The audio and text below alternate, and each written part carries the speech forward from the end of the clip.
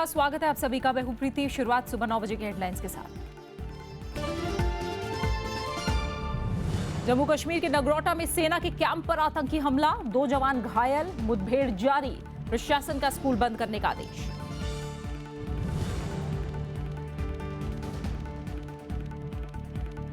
काले धन की घोषणा करने वालों से नहीं होगी पूछताछ, आयकर संशोधन बिल में 50% टैक्स का प्रावधान, पकड़े जाने पर 85% तक लगेगा कर।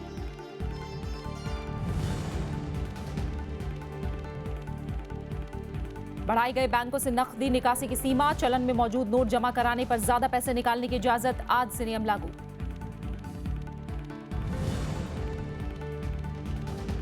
राष्ट्रपति के पास पहुंचा सतलुज यमुना लिंक विवाद, हरियाणा के नेताओं ने की दखल की मांग, पंजाब के फैसले पर रोक लगाने की अपील।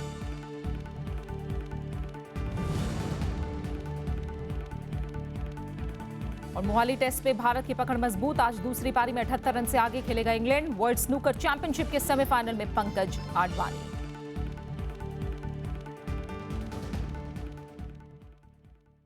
पहली खबर जम्मू कश्मीर से है, जहां के नगरोटा और सांबा में सेना और आतंकियों के बीच मुठभेड़ चल रही है। नगरोटा में आतंकवादियों ने आज सुबह सेना की टुकड़ी पर फिदायीन हमला किया। आतंकी यूनिट में घुसपैठ की फिराक में थे।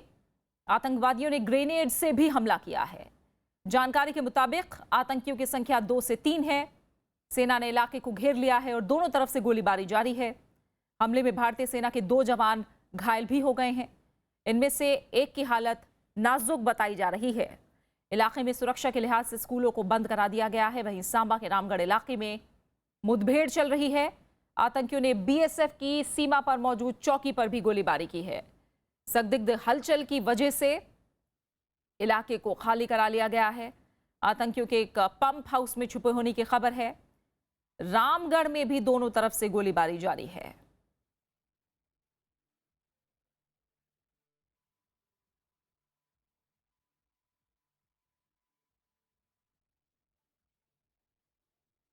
जम्मू कश्मीर के नगरोटा और सांबा, इन दोनों जगह पर सेना और आतंकवादियों के बीच मुठभेड़ चल रही है। नगरोटा में आतंकवादियों ने आज सुबह सेना की टुकड़ी पर फिदायीन हमला किया। आतंकी यूनिट में घुसपैठ की फिराक में थे। आतंकवादियों ने ग्रेनेड से भी हमला किया है और जो जानकारी मिल रही है उसके मुताबिक यहां आतंकवादियों की संख्या 2 से 3 के बीच हो सकती है। सेना ने इलाके को घेर लिया है और दोनों तरफ से फिलहाल गोलीबारी जारी है। हमले में भारतीय सेना के 2 जवान जख्मी हुए हैं, जिनमें से एक की हालत नाजुक बनी हुई है। सुरक्षा के लिहाज से इलाके के स्कूलों को बंद करा दिया गया है। सांबा के रामगढ़ इलाके में भी मुठभेड़ चल रही है। आतंकवादियों ने बीएसएफ की सीमा पर मौजूद चौकी पर भी गोलीबारी की है। संदिग्ध हलचल की वजह से इलाके को खाली करा लिया गया है और आतंकवादियों के एक पंप हाउस में छुपे होने की खबर है। रामगढ़ में भी आपको बता दें, फिलहाल दोनों तरफ से गोलीबारी जारी है।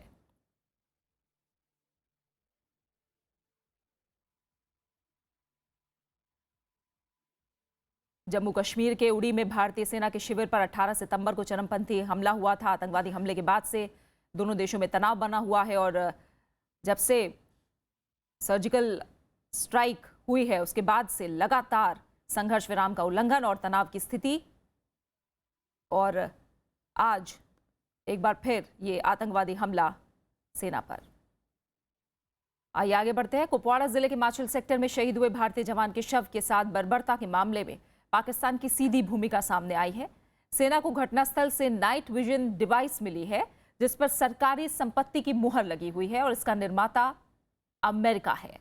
इसके अलावा सेना को इलाके में खाने पीने की चीजें और अन्य सामान भी मिला है जो पाकिस्तान से संबंधित है। इससे माछिल की घटना में पाकिस्तानी सेना के शामिल होने का साफ संकेत मिला है। 22 नवंबर को माछिल सेक्टर में गश्त लगा रही सेना की टुकड़ी पर घुसपैठियों ने घात लगाकर हमला किया था। इस हमले में 3 जवान मारे गए और इनमें से एक जवान प्रभु सिंह के शव को क्षत विक्षत किया गया था। काले धन की घोषणा के लिए सरकार ने एक और मौका दिया है। नोटबंदी के बाद जो लोग अवैध कमाई की घोषणा करेंगे वो 50% टैक्स देकर बच सकते हैं, लेकिन पकड़े जाने पर 85% तक टैक्स देना पड़ सकता है। वित्त मंत्री अरुण जेटली ने सोमवार को लोकसभा में आयकर संशोधन विधेयक पेश किया। इसमें नोटबंदी के बाद अवैध कमाई की घोषणा करने वालों पर टैक्स, पेनल्टी और सरचार्ज के रूप में 50% रकम जमा करानी होगी। विधेयक में ऐसी आय पर 30% टैक्स लगाने का प्रस्ताव है। इस आय पर 10% की दर से पेनल्टी भी लगेगी। वहीं 30% टैक्स पर 33% का सरचार्ज लगेगा। इसके अलावा मूल रकम का 1/4 हिस्सा 4 साल तक बैंक में रखना होगा। इस पर ब्याज भी नहीं मिलेगा। यह रकम प्रधानमंत्री गरीब कल्याण योजना 2016 के लिए निवेश व्यवस्था किए जाने का प्रस्ताव है। जो लोग नोटबंदी के बावजूद अपनी काली कमाई का खुलासा नहीं करेंगे, उन्हें पकड़े जाने पर 85% तक टैक्स देना होगा। ऐसी रकम पर 60% टैक्स के साथ 15% सरचार्ज भी देना होगा। अगर आयकर अधिकारी चाहेगा तो 10% की अतिरिक्त पेनल्टी भी लगा सकता है। जानकारी से सरकार की अच्छी पहल बता रहे हैं। This is one way of not only continuing the struggle against black money, but it is also a way to redistribute the money which was going to in the hands of dalals to the government, so that the government can put part of that money in the government coffers. राजस्व सचिव हसमुख अधिया ने कहा कि अगर अवैध आय की घोषणा की जाती है तो इसके स्रोत के बारे में कोई सवाल नहीं किया जाएगा। साथ ही ये आय संपत्ति कर समेत दूसरे कर कानूनों से भी मुक्त रहेगी। प्रणब गोस्वामी, राज्यसभा टीवी। नोटबंदी के खिलाफ राज्यसभा में अवरोध सोमवार को भी जारी रहा। विपक्षी दलों ने चर्चा के दौरान प्रधानमंत्री की मौजूदगी की मांग दोहराई, साथ ही लोगों को हो रही परेशानी दूर करने की मांग की। हालांकि सरकार ने विपक्ष पर कार्यवाही में बाधा डालने का आरोप लगाया। सोमवार को राज्यसभा की कार्यवाही शुरू हुई तो नोटबंदी पर विपक्ष ने प्रधानमंत्री की मौजूदगी की मांग की। नेता विपक्ष गुलाम नबी आजाद ने आरोप लगाया कि ऐसा पहली बार हुआ है कि इतनी बड़ी घोषणा पर प्रधानमंत्री ने सदन में बयान नहीं दिया है। विपक्ष की मांग थी कि प्रधानमंत्री सदन में आकर चर्चा में हिस्सा लें और सदस्यों के सवालों का जवाब दें। चर्चा दोनों सदनों में होनी चाहिए, लेकिन जिस नेता ने, जिस लीडर ने अनाउंसमेंट की है वो मौजूद होना चाहिए, क्योंकि आमतौर पर यह बताया जाता है कि कैबिनेट को मालूम नहीं था, वित्त मंत्री को मालूम नहीं था, किसी को मालूम नहीं था। जब किसी को भी नहीं मालूम था तो जिसको मालूम नहीं था तो वो कैसे सवाल जवाब दे सकता है? प्रधानमंत्री भारत का बंद करवा रहे, हम आक्रोश प्रकट कर रहे हैं। इस popular anger against what is happening in our country. संसदीय कार्य राज्य मंत्री मुख्तार अब्बास नकवी ने विपक्ष के आरोपों को पूरी तरह खारिज किया। उन्होंने आरोप लगाया कि विपक्ष सदन की कार्यवाही में अवरोध डाल रहा है। उन्होंने कहा कि चर्चा के दौरान प्रधानमंत्री हस्तक्षेप करने के लिए तैयार हैं। अब आप जो है वो जब सड़क पर जब पूरी तरह से फेल हो गए तो संसद को आप चर्चा के बजाय चुहलबाजी का हिस्सा बना रहे हैं। हमारी आपसे अपील है, आप चर्चा शुरू करिए। प्रधानमंत्री जी भी जवाब देंगे, वित्त मंत्री जी भी जवाब देंगे और आपको हर सवाल का जवाब मिलेगा। सत्ता पक्ष और विपक्ष के बीच गतिरोध के चलते कार्यवाही में बार-बार गतिरोध आया। इस वजह से शून्यकाल और प्रश्नकाल भी नहीं चल पाया। उपसभापति पीजे कुरियन ने सदस्यों से चर्चा शुरू करने की अपील की। I would request the leaders, ask your members to go back to your seat. We will resume discussion. You can express, if people have anger, you can express that. Who is objecting? दोपहर 2 बजे कार्यवाही शुरू होने के बाद भी गतिरोध जारी रहा। इस वजह से कार्यवाही मंगलवार सुबह 11 बजे तक के लिए स्थगित कर दी गई। विशाल दहिया और पंचानन मिश्रा के साथ कृति मिश्रा, राज्यसभा टीवी। नोटबंदी के खिलाफ देश भर में विपक्षी दलों ने सोमवार को जन आक्रोश दिवस मनाया। संसद से लेकर सड़क तक सरकार के इस फैसले के विरोध में प्रदर्शन किया गया। विपक्षी दलों का आरोप है कि बिना तैयारी के नोटबंदी लागू करने से लोगों को काफी परेशानी हो रही है। नोटबंदी के खिलाफ संसद से लेकर सड़क तक विपक्षी दलों ने सोमवार को जन आक्रोश दिवस मनाया। संसद परिसर में विपक्षी दलों ने गांधी जी की प्रतिमा के सामने धरना दिया और सरकार के बिना तैयारी के नोटबंदी लागू करने की आलोचना की। हमने तो ये कहा कि आक्रोश दिवस मना रहे हैं हम, और ये लोगों का जो आक्रोश है वो दिखाने के लिए मीटिंग्स करना, प्रोटेस्ट करना क्या गलत है? नोटबंदी के खिलाफ कांग्रेस ने देश भर में विरोध प्रदर्शन किया। जम्मू कश्मीर से लेकर दिल्ली, बिहार, गुजरात, महाराष्ट्र, आंध्र प्रदेश समेत कई राज्यों में कांग्रेस कार्यकर्ता सड़कों पर उतरे। कई जगहों पर प्रदर्शनकारियों को पुलिस ने हिरासत में लिया। कांग्रेस बिना तैयारी के नोटबंदी लागू करने के फैसले का विरोध कर रही है। The country is facing a very uncomfortable, painful situation where money is there, but they are unable to take it. Kolkata में पश्चिम बंगाल की मुख्यमंत्री ममता बनर्जी पार्टी की ओर से निकाले गए मार्च में शामिल हुई।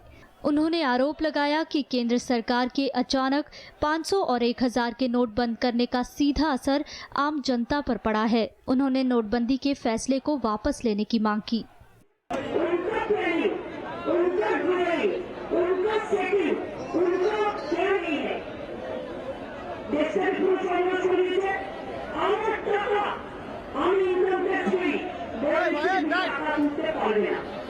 कई क्षेत्रीय पार्टियां भी अपने अपने राज्यों में विरोध प्रदर्शन कर रही हैं। उत्तर प्रदेश में समाजवादी पार्टी और बीएसपी के कार्यकर्ताओं ने नोटबंदी के खिलाफ प्रदर्शन किया। तमिलनाडु में डीएमके ने नोटबंदी के खिलाफ सड़कों पर प्रदर्शन किया। जो इससे जो जनता त्राही कर रही है उसके बारे में नहीं बोल रहे हैं। बाहर भी वो अपने फैसले को सही ठहराने के लिए बढ़िया जुमलेबाजी जरूर कर रहे हैं। नोटबंदी के खिलाफ आम आदमी पार्टी ने दिल्ली के सेंट्रल पार्क में जन संवाद का आयोजन किया। दिल्ली के मुख्यमंत्री अरविंद केजरीवाल 1 दिसंबर से देश के कई शहरों में नोटबंदी के खिलाफ रैलियां करेंगे। वो कौन सी तारीख है जब से लोग अपना खुले आम पैसा, जितना पैसा वो चाहें, अपना पैसा बैंक से निकलवा सकेंगे? क्या 1 जनवरी के बाद लोग अपना पैसा बैंक से निकलवा सकेंगे? लगता नहीं है। बीजेपी ने भी विपक्ष के जन आक्रोश दिवस और भारत बंद के विरोध में प्रदर्शन किया और विपक्षी दलों पर निशाना साधा। आक्रोश कालाधन, भ्रष्टाचार और आतंकवाद के खिलाफ है। हाउस में आप बहस शुरू करिए। बहस में भाग लेने के लिए और बहस के जवाब देने के लिए हम तैयार हैं। प्रधानमंत्री ने 8 नवंबर को 500 और 1000 के नोट बंद करने का ऐलान किया था। इसके बाद से लोगों को हो रही दिक्कत के विरोध में विपक्षी दल संसद के भीतर और बाहर प्रदर्शन कर रहे हैं। अनु दीवान और कृति मिश्रा के साथ ब्यूरो रिपोर्ट, राज्यसभा टीवी। आज से लोग अपने खातों से मौजूदा निर्धारित सीमा से ज्यादा नकदी निकाल पाएंगे, लेकिन इसके लिए आरबीआई ने कुछ शर्तें लगाई हैं। खाताधारक आज से जो रकम बैंकों में जमा कराएंगे वही रकम निर्धारित निकासी सीमा में जुड़ जाएगी। फिलहाल हफ्ते में निकासी की रकम 24,000 रुपए है। आरबीआई ने बैंकों से नकदी निकालने की सीमा में सशर्त राहत दी है। आज से लोग अपने खाते में जितने पैसे जमा करेंगे उतने ही निकाल भी सकेंगे। निकासी के लिए मंजूर की गई ये रकम खाता धारकों के लिए हफ्ते में निर्धारित नकदी सीमा से अलग होगी। अगर कोई व्यक्ति लीगल टेंडर वाले 10, 20, 50 और 100 रुपए के पहले से चलन में मौजूद नोट और 500, 2000 रुपए के नए नोट जमा करेगा तो उसकी नकदी निकालने की सीमा मौजूदा लिमिट से जुड़ जाएगी। फिलहाल खाता धारकों को अकाउंट से हर हफ्ते 24,000 रुपए तक निकालने की इजाजत है। बाकी नियम वैसे ही रहेंगे, यानी बचत खाता से निकासी की सीमा हफ्ते में 24,000 रुपए और चालू खाता से 50,000 रुपए बनी रहेगी। सोमवार को रिजर्व बैंक ने यह भी जानकारी दी कि नोटबंदी होने के बाद बैंकों में कितनी रकम जमा हुई है और कितनी निकाली गई। आरबीआई के मुताबिक 10 नवंबर से 27 नवंबर तक देश भर में कुल 8,44,982 करोड़ रुपए का लेन देन हुआ। इसमें 33,948 करोड़ रुपए लोगों ने बदलवाए हैं, जबकि 8,11,033 करोड़ रुपए बैंकों में जमा किए गए हैं। नकदी निकालने के संबंध में लोगों ने बैंक या एटीएम के जरिए 2,16,617 करोड़ रुपए निकाले हैं। सरकार बड़े नोट बंद करने के फैसले के बाद नियमों में लगातार बदलाव करती आ रही है। आरबीआई का मानना है कि लोग बैंकों में नकदी निकालने की सीमा के चलते अपने पैसों को जमा नहीं कर रहे हैं। इसी के चलते ये फैसला लिया गया है। Bureau report, Rajya Sabha TV. नोटबंदी के फैसले के बाद लोगों को हो रही दिक्कतों को देखते हुए केंद्र सरकार ने मुख्यमंत्रियों की कमेटी बनाने का फैसला लिया है, जो लोगों को हो रही असुविधा के समाधान के लिए सुझाव देगी। वित्त मंत्री अरुण जेटली ने आंध्र प्रदेश के मुख्यमंत्री एन चंद्रबाबू नायडू से फोन पर बात की और 5 सदस्य समिति की अध्यक्षता करने की बात कही। केंद्र सरकार की नोटबंदी के फैसले का विपक्षी दलों समेत कई प्रदेशों के मुख्यमंत्री विरोध कर रहे हैं। सरकार ने कार्ड स्वैप मशीन को सस्ता करने का रास्ता साफ कर दिया है। इसे बनाने के लिए जो कच्चा माल विदेशों से मंगाया जाता है उस पर अब ड्यूटी नहीं लगेगी। फिलहाल इस पर 12.5% एक्साइज ड्यूटी और 4% की विशेष ड्यूटी लगती है। यह व्यवस्था अगले साल मार्च तक रहेगी। सरकार ने सोमवार को इससे जुड़ी अधिसूचना संसद में रखी। नोटबंदी के बाद इन मशीनों की मांग बढ़ गई है। इसके जरिए डेबिट और क्रेडिट कार्ड के जरिए भुगतान किया जाता है।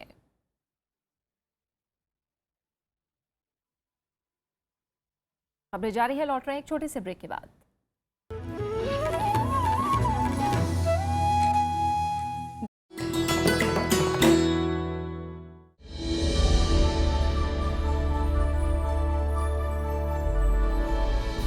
अमर्त्य सेन पहले भारतीय जिन्हें मिला अर्थशास्त्र के क्षेत्र में नोबेल सम्मान।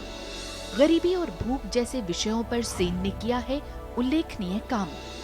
लोक कल्याणकारी अर्थशास्त्र की उनकी अवधारणा ने दिलाई विश्वव्यापी पहचान। वर्ष 2010 में सर्वाधिक प्रभावशाली व्यक्तियों की टाइम मैगजीन की सूची में शामिल था उनका नाम।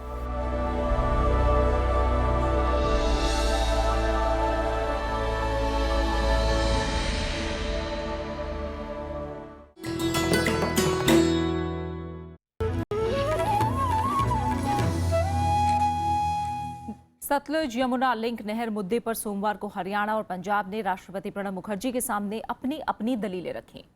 इस सिलसिले में राष्ट्रपति को ज्ञापन भी सौंपा गया। राष्ट्रपति ने दोनों राज्यों की मांग पर विचार का आश्वासन दिया है। सतलुज यमुना लिंक नहर मुद्दे पर मुख्यमंत्री प्रकाश सिंह बादल के नेतृत्व में पंजाब मंत्री परिषद ने कल राष्ट्रपति प्रणब मुखर्जी से मुलाकात की। उन्होंने राष्ट्रपति से ऐसी कोई सलाह स्वीकार नहीं करने का अनुरोध किया जो नदी जल से जुड़े मूलभूत नियमों का उल्लंघन करते हों। प्रकाश सिंह बादल ने कहा कि नदी जल सिद्धांत का उल्लंघन करने वाला कोई सलाह या फैसला देश के संवैधानिक ढांचे के खिलाफ होगा। क्लियर स्टैंड है पंजाब गवर्नमेंट का, सारी कैबिनेट ते खड़ी है और जमीन भी लोगों को वापस करती और लोगों ने कणक भी बीज ली। हुण देखो एवें अननैसेसरली जे देश दे या पंजाब दे हालत बिगाड़ने हैं तो है नहीं। तो बस प्रधान प्रेजिडेंट साहब ने अर्ज की है कि जी एडवाइस उन्होंने मनी न जाए तो रिजेक्ट की। इससे पहले हरियाणा का सर्वदलीय प्रतिनिधिमंडल राष्ट्रपति प्रणब मुखर्जी से मिला। पंजाब के रुख को देश के संघीय ढांचे के खिलाफ बताते हुए मुख्यमंत्री मनोहर लाल खट्टर ने राष्ट्रपति से दखल की मांग की। हमारे स्टेट का इंटरेस्ट हमको वॉच करना है और कोई हम किससे मांग नहीं रहे, हम अपने ही पानी की बात कर रहे हैं। तो हरियाणा के सब लोग 2.5 करोड़ जनता के प्रतिनिधि सब आज एकजुट हैं और एकजुट हरियाणा होकर के हम संविधान के नाते से भी, सुप्रीम कोर्ट के नाते से भी और राष्ट्रपति को जो आज हमने ज्ञापन दिया उसके माध्यम से हरियाणा का हक, हरियाणा का शेयर हमको मिलना चाहिए, ये निवेदन किया है। जिम्मेवारी केंद्र सरकार की है।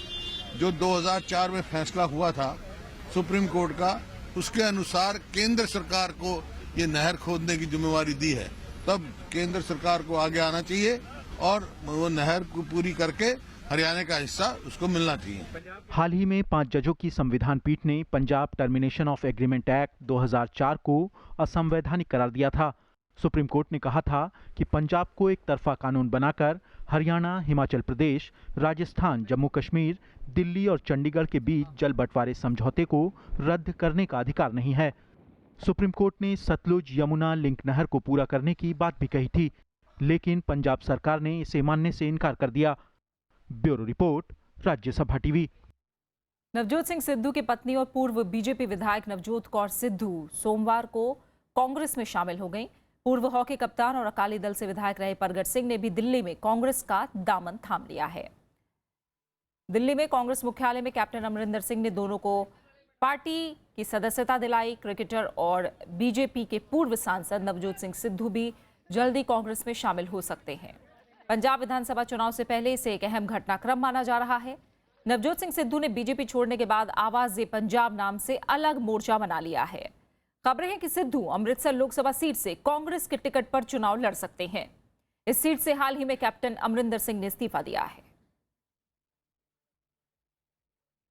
सर्जिकल स्ट्राइक का ऐलान करने वाले DGMO lieutenant general Ranbir Singh सेना के प्रतिष्ठित स्ट्राइक 1 कोर के प्रमुख होंगे, जिसका बेस मथुरा में है। इसे सेना की 3 असॉल्ट टुकड़ियों में एक माना जाता है, जो बेहद कम समय में पाकिस्तानी सीमा के भीतर कार्रवाई करने में सक्षम है। उनकी जगह लेफ्टिनेंट जनरल ए.के. भट्ट को नया डीजीएमओ नियुक्त किया गया है, जो सेना मुख्यालय में शिकायत और परामर्श बोर्ड के अतिरिक्त महानिदेशक हैं। साथ ही असम राइफल्स के महानिदेशक के तौर पर लेफ्टिनेंट जनरल शौकीन चौहान की नियुक्ति की गई है, जो वर्तमान में स्ट्राइक 1 कोर के प्रमुख हैं।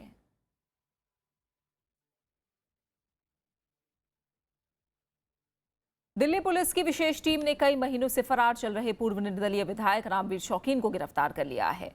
रामवीर पर गैंगस्टर नीरज बवाना के साथ मिलकर संगठित गिरोह चलाने का आरोप है। स्पेशल सेल की टीम ने रामवीर को रविवार शाम बेगमपुर कंझावाला रोड से गिरफ्तार किया। 19 महीनों से फरार रामवीर मकोका के तहत मुकदमा दर्ज होने के बाद से गायब हो गया था। दिल्ली पुलिस ने रामवीर पर 1 लाख रुपए का इनाम भी घोषित किया था। रामवीर शौकीन मुंडका इलाके से निर्दलीय विधायक रह चुका है।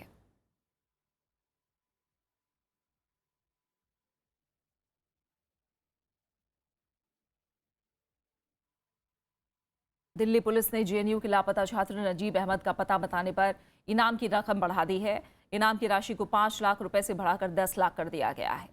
दिल्ली पुलिस की अपराध शाखा मामले की जांच कर रही है। शुरुआत में इनाम की राशि 50,000 रुपए रखी गई थी, जिसे बाद में बढ़ाकर 1 लाख, फिर 2 लाख और 5 लाख कर दिया गया। नजीब अहमद जेएनयू से बायोटेक्नोलॉजी में एमएससी प्रथम वर्ष का छात्र है और बदायूं का रहने वाला है। पुलिस की टीम नजीब की तलाश में कई जगहों पर दबिश दे चुकी है, लेकिन अभी तक कोई सुराग हाथ नहीं लगा है। नजीब 15 अक्टूबर से अपने हॉस्टल से लापता है। गुमशुदा होने से पहले की रात एबीवीपी के कुछ सदस्यों पर नजीब से मारपीट करने का आरोप है।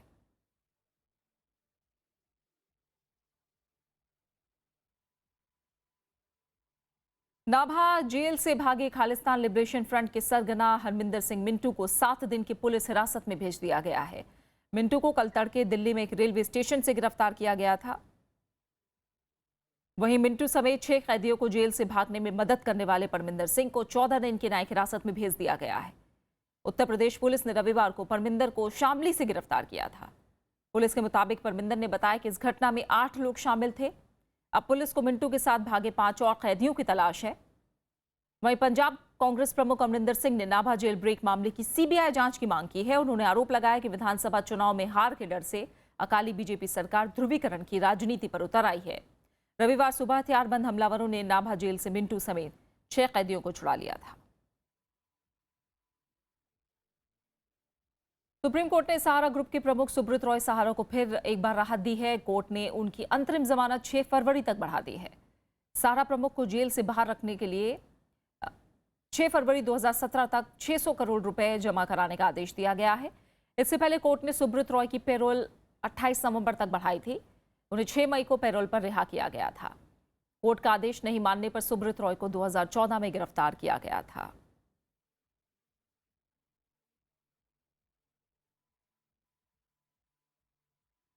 अमेरिका की ओहायो यूनिवर्सिटी पर हमला हुआ है, जिसमें 11 लोग घायल हो गए हैं। घायलों में एक की हालत गंभीर बताई जा रही है। चश्मदीदों के मुताबिक हथियारबंद हमलावर ने कई राउंड फायरिंग की। हमले के वक्त यूनिवर्सिटी में बड़ी संख्या में छात्र मौजूद थे। हालांकि हमले का मकसद साफ नहीं हुआ है। इस बीच पुलिस ने हमलावर को ढेर कर दिया है। मामले की सभी पहलुओं से जांच की जा रही है। अमेरिका के नवनिर्वाचित राष्ट्रपति डोनाल्ड ट्रंप ने क्यूबा से रिश्तों को लेकर अपना रुख साफ कर दिया है। उन्होंने कहा कि अगर क्यूबा दोनों देशों के नागरिकों के लिए बेहतर संधि की पेशकश करता है तो ही उससे रिश्ते बेहतर हो सकेंगे। डोनाल्ड ट्रंप के मुताबिक अगर ऐसा नहीं हुआ तो वो पहले हुई संधि रद्द कर देंगे। अमेरिका और क्यूबा के बीच करीब 5 दशकों के बाद कूटनीतिक संबंध बहाल हुए हैं। दोनों देशों ने 1961 में एक दूसरे के मुल्क में अपने अपने दूतावास बंद कर दिए थे, जिन्हें पिछले साल जुलाई में खोल दिया गया था। सीरिया में विद्रोहियों के खिलाफ सेना को बड़ी कामयाबी मिली है। सेना ने विद्रोहियों के कब्जे वाले पूर्वी अलेप्पो शहर के 1/3 इलाके को अधिकार में ले लिया है। सीरियाई सेना शहर के दूसरे इलाकों में नियंत्रण में लेने के लिए आगे बढ़ रही है। सीरिया की मीडिया के मुताबिक सेना विद्रोहियों की कई बारूदी सुरंग तबाह कर चुकी है। अब शहर के सिर्फ 2/3 हिस्से में विद्रोहियों का नियंत्रण बचा है। विद्रोहियों ने 2011 में इन इलाकों पर कब्जा किया था। बात खेलों की। भारत ने मोहाली टेस्ट मैच पर पकड़ मजबूत कर ली है। कल तीसरे दिन का खेल खत्म होने तक इंग्लैंड ने दूसरी पारी में 78 रन पर ही 4 विकेट गंवा दिए। इंग्लैंड अब भी भारत से 56 रन पीछे है। इससे पहले भारतीय टीम पहली पारी में 217 रन पर आउट हो गई। रविंद्र जडेजा ने 90 और आर अश्विन ने 72 रन की पारी खेली।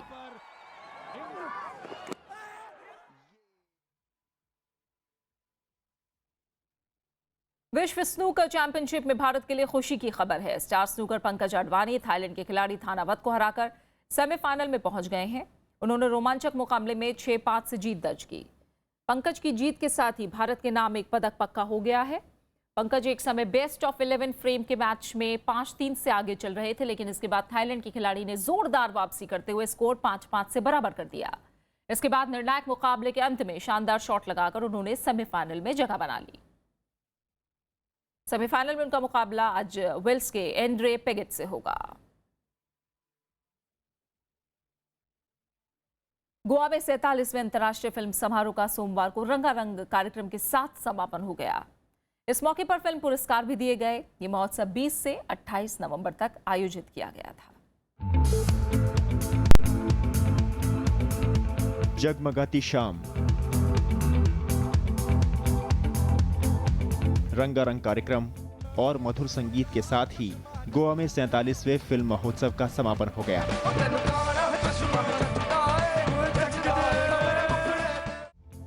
इस मौके पर केंद्रीय सूचना और प्रसारण राज्य मंत्री राज्यवर्धन सिंह राठौर, गोवा के मुख्यमंत्री लक्ष्मीकांत पार्सेकर और बाहुबली फिल्म के निर्देशक एस.एस. राजमौली के अलावा फिल्म जगत से जुड़ी कई जानी मानी हस्तियां मौजूद थीं। राज्यवर्धन सिंह राठौर ने अंतर्राष्ट्रीय फिल्म महोत्सव को फिल्म प्रेमियों और फिल्म से जुड़े लोगों के लिए सबसे बेहतर मंच बताया।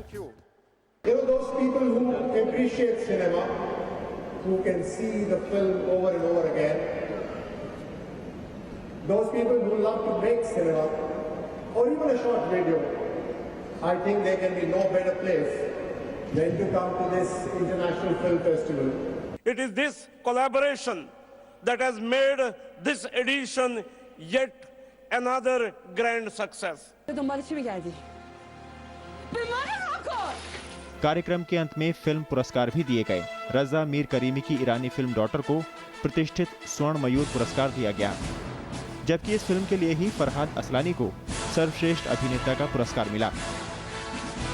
सर्वश्रेष्ठ डेब्यू फिल्म का पुरस्कार अर्जेंटीना की रारा फिल्म को दिया गया। वहीं सर्वश्रेष्ठ निर्देशक का पुरस्कार बोरिस काया और सोनर कैनर को तुर्की फिल्म राउफ के लिए मिला। सर्वश्रेष्ठ अभिनेत्री का पुरस्कार एलिना वास्का को उनकी फिल्म मैलो मट के लिए दिया गया। 8 दिन तक चले इस फिल्म समारोह में कई संस्कृतियों की झलक देखने को मिली। ये महोत्सव कला के अलावा फिल्म व्यापार में भी अवसर मुहैया कराता है। हर साल फिल्म प्रेमियों को इस अंतर्राष्ट्रीय समारोह का बेसब्री से इंतजार रहता है। मोहम्मद इरफान, राज्यसभा टीवी, गोवा। और अब आखिर में हेडलाइंस। जम्मू कश्मीर के नगरोटा में सेना के कैंप पर आतंकी हमला, 2 जवान घायल, मुठभेड़ जारी, प्रशासन का स्कूल बंद करने का आदेश। काले धन की घोषणा करने वालों से नहीं होगी पूछताछ, आयकर संशोधन बिल में 50% टैक्स का प्रावधान, पकड़े जाने पर 85% तक लगेगा कर।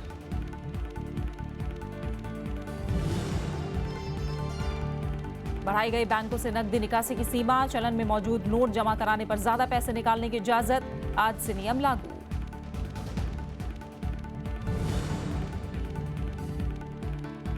राष्ट्रपति के पास पहुंचा सतलुज यमुना लिंक विवाद, हरियाणा के नेताओं ने की दखल की मांग, पंजाब के फैसले पर रोक लगाने की अपील।